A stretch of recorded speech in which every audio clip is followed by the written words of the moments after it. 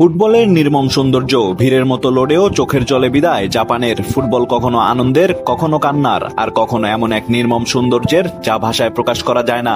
২৬ বিশ্বকাপের round of 32-এ ব্রাজিলের বিপক্ষে জাপান ঠিক তেমনই এক গল্প লিখল। পুরো ম্যাচ জুড়ে শৃঙ্খলাবদ্ধ ফুটবল, দুর্দান্ত রক্ষণ আর প্রথমার্ধে লিড, সবকিছুই যেন জাপানের পক্ষেই ছিল। একের পর এক ব্রাজিলিয়ান আক্রমণ ঠেকিয়ে সামুরাই ব্লুরা বুঝিয়ে দিচ্ছিল তারা শুধু অংশগ্রহণ নিতে নয়, তারা জিততে এসেছিল। কিন্তু কখনো কখনো ফুটবল সবচেয়ে কঠিন পরীক্ষাটা নেয় শেষ মুহূর্তে। ম্যাচ যখন অতিরিক্ত সময়ে, তখনও মনে হচ্ছিল জাপান হয়তো ম্যাচটাকে অন্তত অতিরিক্ত সময় নিয়ে যাবে, কিন্তু 90+6 মিনিটেই আসে সেই হৃদয় ভাঙা মুহূর্ত। একটি গোল, আর মুহূর্তের মধ্যেই ভেঙে যায় জাপানের সব স্বপ্ন। শেষ বাঁশি বাজতেই মাঠে দেখা গেল স্বপ্ন ভাঙার দৃশ্য। কেউ হাঁটু গেড়ে বসে পড়েছেন, কেউ মুখ লুকিয়ে কান্না করছেন, কেউ আবার মাথা নিচু করে ধীরে ধীরে মাঠ ছেড়ে যাচ্ছেন। এই দৃশ্যগুলোই মনে করিয়ে দেয় ফুটবল শুধু একটি খেলা নয়, এটি কোটি মানুষের আবেগ।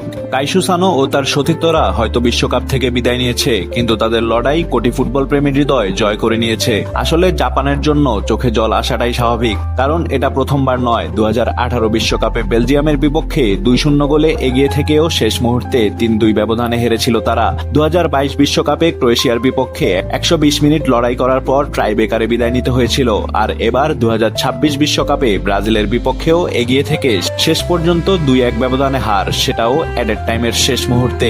বারবার তারা স্বপ্ন দেখায়, বারবার বুক ভাঙা কষ্ট নিয়ে বিদায় নেয়, তবুও জাপান থেমে থাকে না, কারণ সামুরাই ব্লুরা জানে তাদের পরিচয় শুধু জয় নয়, শেষ বাঁশি পর্যন্ত লড়াই করা। হারলেও তোমরা ভিড় মাথা উঁচু করেই বিদায় নাও জাপান।